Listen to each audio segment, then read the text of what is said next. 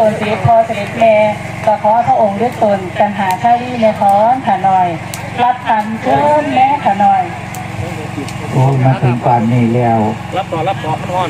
รับขันนี่ดอกจะถูกถามมักซี่สะกอนมักซี่ถึงเมื่อน้ำพระเวทบอน้ำปูน้ำยาเฮาเวลา พระองค์ตัดสินใจว่าสิกลับเมืองตากร่างแล้วส่วนมาชี่ก็เปรียบเสมือนสร้างเฮาหลังพระองค์ไปใส่มาชี่กสิกรตามไปรับใส่จังสันลา กันเองเฮารับขันนี้ดีก่อนเฮาติดกลับบ้านกลับเมืองขออันหนึ่งเลยบอเสนา